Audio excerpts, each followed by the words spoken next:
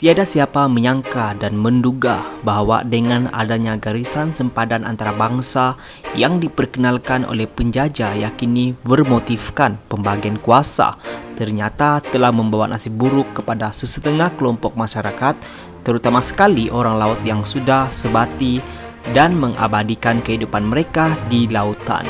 Kita cuba bayangkan di mana kelompok mereka pada saat itu, sehingga kan hari ini masih ramai di antara mereka yang masih tiada keluarga negaraan. Walhal jika diikutkan perkara 10 dalam menentukan hak keluarga negaraan penduduk Borneo Utara ataupun Sabah di dalam persekutuan, sepatutnya mereka layak diberikan keluarga negaraan. Namun yang pasti mereka juga adalah penduduk asli di Sabah yang kini sudah berada di Sabah sebelum penjajahan kuasa barat lagi. Namun apa yang berlaku guys? Di Sabah kelompok ini masih lagi ada sehinggalah hari ini dan mereka digelar ataupun dikenali dengan banyak nama seperti Bajau Laut, Sea Gypsies dan Palau. Berikut adalah fakta menarik yang saya ingin jelaskan sekaligus membuang persepsi negatif kita terhadap kelompok masyarakat ini. Hai guys, kembali lagi anda ke dalam channel saya iaitu Wells Official Channel. Tentunya suatu channel yang sentiasa memberikan anda maklumat baru berkenaan dengan fakta, konspirasi, mitos dan juga sesuatu yang bersifat historical. Pertama ialah pertempatan. Jika kita perhatikan secara tamadun manusia, pertempatan merupakan aspek penting dalam sesebuah masyarakat. Sama seperti masyarakat ataupun orang Bajau Laut ataupun Palau, mereka juga mempunyai pertempatan yang tersendiri namun berbeza dengan pembinaan pertempatan penduduk yang tinggal di daratan.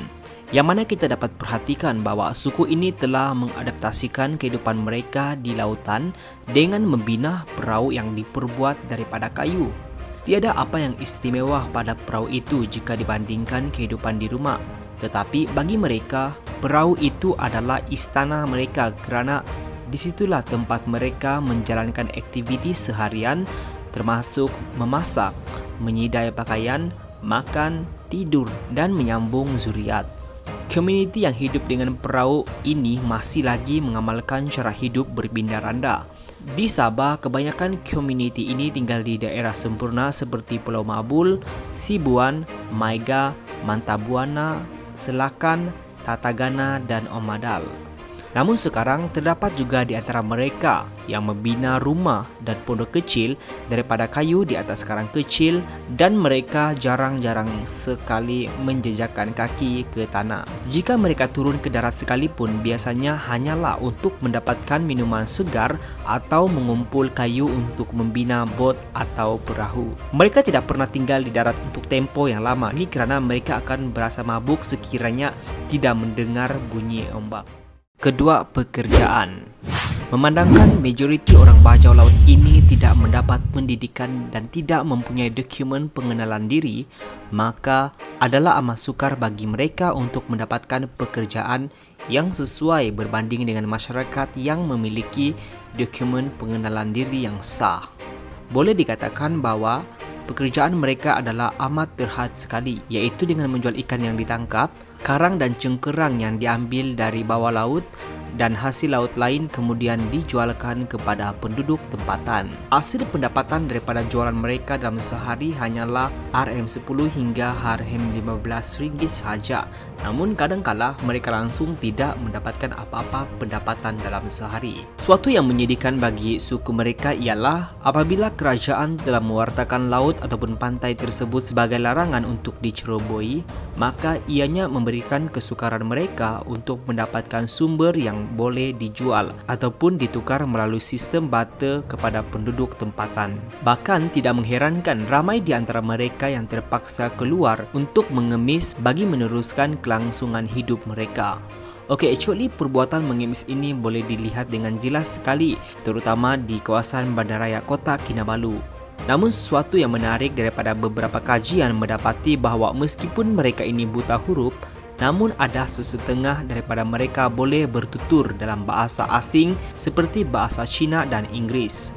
yang mana mereka telah mempelajari bahasa tersebut adalah secara tidak formal melalui pelancong-pelancong asing yang datang ke tempat mereka. Mereka telah mempelajari semua itu adalah bertujuan untuk mencari nafkah kehidupan, yang mana dengan menguasai bahasa asing tersebut maka adalah lebih mudah untuk mereka memujuk atau menjual hasil daripada pendapatan mereka di laut. Ketiga, makanan. Memandangkan masyarakat ini tinggal di laut, maka mereka amat bergantung kepada sumber yang terdapat di laut. Bahkan pencarian terhadap sumber ini adalah suatu yang diamalkan dan diwarisi oleh nenek moyang mereka sejak zaman berzaman.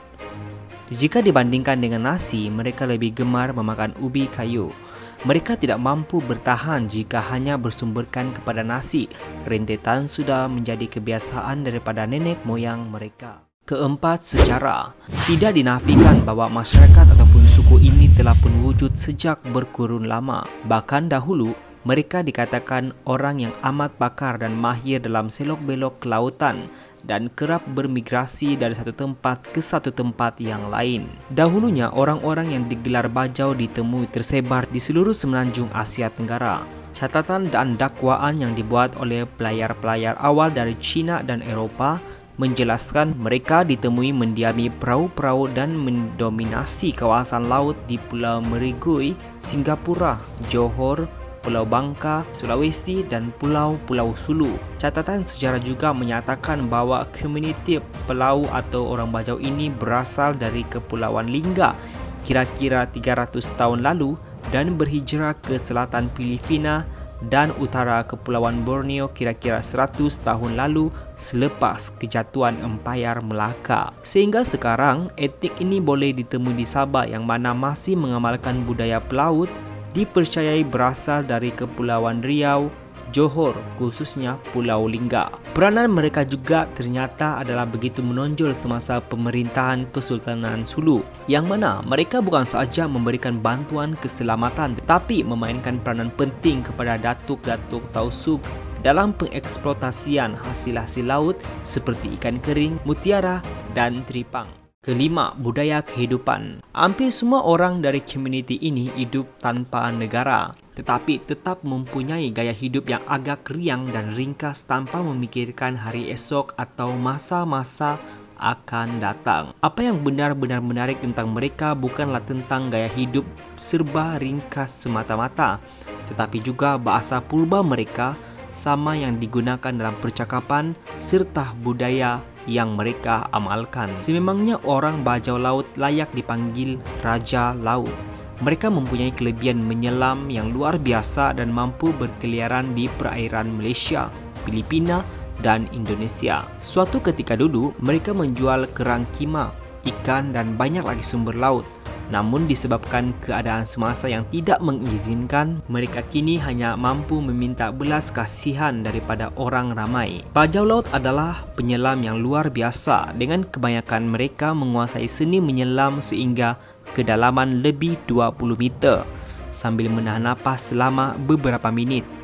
Dan mereka melakukan ini ketika menangkap ikan, udang kara, timun laut dan kehidupan laut yang lain. 6. Status mereka hari ini di Malaysia. Perkembangan sejarah komuniti bajau laut masih kurang jelas dari segi fakta dan kajian sehingga menimbulkan pelbagai persoalan dan penelitian semula. Dalam erti kata lain, kaum bajau laut di Sabah dilihat seolah-olah tidak mempunyai sejarah asal-usul dan identiti sendiri sehingga terpaksa ditumpangkan dengan sejarah besar kaum bajau darat. Melihat kepada status mereka hari ini di Malaysia, ternyata masih ramai lagi antaranya belum mempunyai kewarganegaraan. Namun, tidak dinafikan ada di antara mereka yang keluar daripada kepompong dan membiasakan diri untuk tinggal di darat serta berusaha mendapatkan kewarganegaraan. Sehingga kan banyak di antara suku mereka telah pun berjaya melanjutkan pelajaran sehingga ke peringkat yang lebih tinggi dan ada juga yang telah menjadi pensyarah. Perlu diketahui bahawa walaupun mereka tidak memiliki kewarganegaraan, namun mereka bukanlah dikategorikan sebagai pendatang tanpa izin maupun pelarian politik. Tetapi yang lebih jelas, mereka dikategorikan sebagai stateless people. Bagi penduduk Lahad Datu, komuniti ini telah diterima sebagai sebahagian daripada masyarakat. Penempatan mereka kini tidak menentu kerana kebanyakan perahu mereka telah uzur dan tidak mampu menampung keluarga yang ramai. Oleh itu, terdapat segelintir mereka kini ditemui tidur di kaki lima bangunan. Actually, Sabah berdepan pelbagai isu dan persoalan mengenai bajau laut yang sukar diselesaikan sejak tahun 1963 selepas mencapai kemerdekaan, iaitu dalam aspek status kerakyatan mereka, keciciran daripada arus pemodenan, pembasmian kemiskinan dan jenayah maritim. Ketiadaan persefahaman antara Malaysia dan Filipina untuk menentukan nasib kaum ini menyebabkan mereka tidak sempat untuk singgah di daratan atau pulau mutlak milik kedua-dua negara serta terus hidup di laut.